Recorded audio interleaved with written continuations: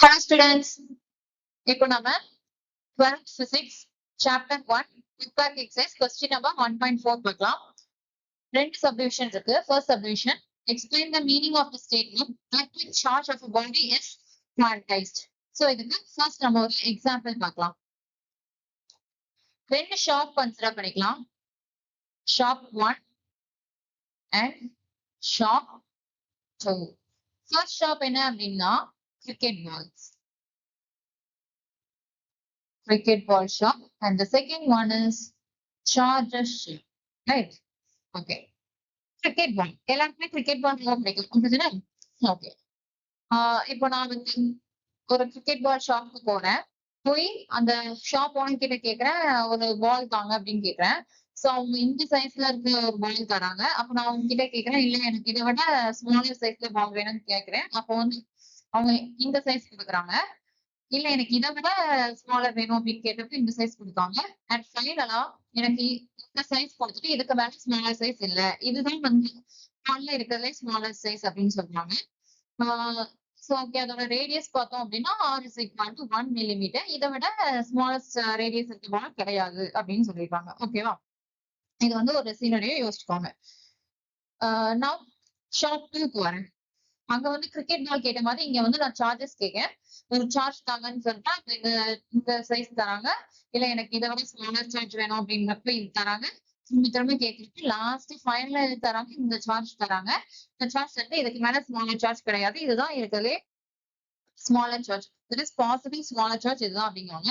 So அதோட value என்ன அப்படின்னு கேட்டோம் அப்படின்னா 1 electron, which is equal to 1.6 into 10 to the power minus 19 coulomb. இதுதான் என்னன்னு சொல்றாங்க, ஸ்மாலஸ்ட் சார்ஜ் பாசிபிள். ஓகே, அப்போ எப்படி யாரை கேட்டாலும் smallest charge possible, what is the smallest possible charge அப்படின்னு கேட்டாலும் என்ன சொல்லணும்? Electron. Okay, now electric charge of a body is quantized. அப்படின்னா என்ன அப்படின்னா charges available in fixed amounts, அவ்வளவுதான். இப்போ ஒரு பென் ஷாப் போறோம் அப்படின்னா ஒரு பென் முழுசாதான் வாங்குவோம் அப்படிதானே? இல்ல எனக்கு பாதி பென் போதும் அப்படின்னு சொல்லிட்டு வாங்குவோம். எனக்கு வந்து ஒரு பென் அப்படின்னா ஒரு பென்னா ஃபுல்லா இருந்தாதான் ஒரு பென், தவிர பாதி அப்படிங்கிறது ஒரு பென் கிடையாது. அதே மாதிரி அந்த கிரிக்கெட் பால் ஒரு ஃபுல் பால் வாங்கினாதான் எனக்கு யூஸ் தானே. பாதி பால் இல்ல எனக்கு சின்னது வேணும் அப்படிங்கறதுக்காக நான் அந்த பாதி வாங்கிக்கிறேன் அப்படின்னா ஏதாவது யூஸ் இருக்கு? கிடையாது. ஃபுல் பால் வாங்கினா மட்டும்தான் எனக்கு யூஸ். சேம் அதே தான் சார்ஜஸ்க்கும். ஓகே, இப்ப என்ன அப்படின்னா குவான்டைஸ்ட் அப்படின்னா இட்ஸ் அவைலபிள் ஃபிக்ஸ்ட் அமௌண்ட்ஸ். அப்ப என்ன அப்படின்னா charges possible, charges possible, and here charges not possible. Okay, இதுல என்ன அப்படின்னா சார்ஜஸ் பாசிபிள் அப்படின்னா இங்க நம்ம ஃபர்ஸ்ட் ஸ்மாலஸ்ட் சார்ஜ் என்ன பார்த்துருக்கோம். So 1e, 2e, 3e, etc. இதுதான் பாசிபிள் சார்ஜஸ். அதே இது சார்ஜஸ் நாட் பாசிபிள் சொன்னா நான் ஹாஃப் வந்து யூஸ், எந்த யூஸும் இல்லைன்ட்டு அந்த ஹாஃப் தான் இங்க நாட் பாசிபிள். அப்போ 0.5e, 1.5e, 2.5e, etc. இதெல்லாம் நாட் பாசிபிள். அப்போ quantization of electric charges available in fixed amounts. இதுக்கு ஒரு ஃபார்முலா இருக்கு. என்ன அப்படின்னா Q is equal to plus or minus NE. Nங்கிறது என்ன அப்படின்னா number of electrons 1, 2, 3, etc. இப்போ இந்த number of electrons வந்து எப்படிதான் இருக்கணும், இன்டெக்ரல் வேல்யூஸா தான் இருக்கணும், ஃபிராக்ஷன் வேல்யூஸா இருக்க முடியாது. ஓகே, புரிஞ்சா? electric charge of a body is quantized அப்படின்னா என்னது? ரொம்ப simple. Charge is available in fixed amounts. Charge is available in fixed amounts. Okay.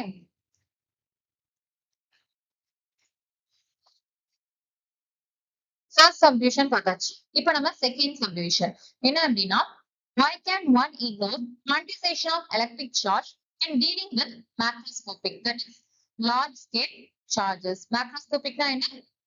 large, பெரிய சார்ஜஸ். ஓகே, அதே இது மைக்ரோஸ்கோபிக் அப்படின்னா ரொம்ப ஸ்மால். ஓகே, சரி, என்ன அப்படின்னா எதுக்காக குவான்டிசேஷன் ஆஃப் எலக்ட்ரிக் சார்ஜ் அப்படிங்கறத வந்து மேக்ரோஸ்கோபிக்கோட டீல் பண்ணப்போ இக்னோர் பண்றாங்க அப்படின்னா நமக்கு தெரியும் ஸ்மாலஸ்ட் சார்ஜ் பாசிபிள் என்ன 1 electron is equal to 1.6 into 10 to the power minus 19. அப்படிதானே? இந்த பவர் பாருங்க, 10 to the power minus 19. இது வந்து அதிகமா இல்ல கம்மியா? 10 to the power minus 19ங்கிறது அதிகமா கம்மியா? கம்மி. அஃப்கோர்ஸ் கம்மி தான். மைனஸ்னு வந்திருக்கு. ஸோ ரொம்பவே ஸ்மாலர். ஓகே. 1 எலக்ட்ரான்ங்கிறது ரொம்பவே ஸ்மாலர்னா அதோட மேக்னிட்யூட் எப்படி இருக்கு? ரொம்பவே ஸ்மாலரா இருக்கு. ஆனா நம்ம எப்போ அந்த மேக்ரோஸ்கோபிக் ஆப்ஜெக்ட்ஸோட டீல் பண்றோமோ அங்க என்ன இருக்கு? சார்ஜஸ் வந்து ரொம்பவே ஹையா இருக்கு. அப்போ இந்த இது வந்து என்ன பண்ணிடலாம் நம்ம இக்னோர் பண்ணிடலாம். மேக்னிட்யூட் ஆஃப் எலக்ட்ரிக் சார்ஜஸ் வந்து நம்ம இக்னோர் பண்ணிடலாம். அதனாலதான் அவங்க சொல்லியிருப்பாங்க quantization of electric charges ignore பண்ணலாம் எப்படி when dealing with macroscopic charges. Okay.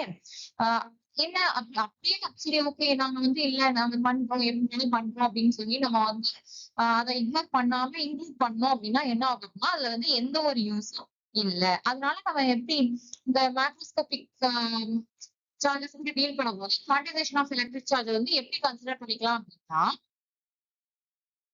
Continuous electric charge வந்து கண்டினியூஸ் அப்படின்னு சொல்லிட்டு கன்சிடர் பண்ணிக்கலாம் எலக்ட்ரிக் சார்ஜ்.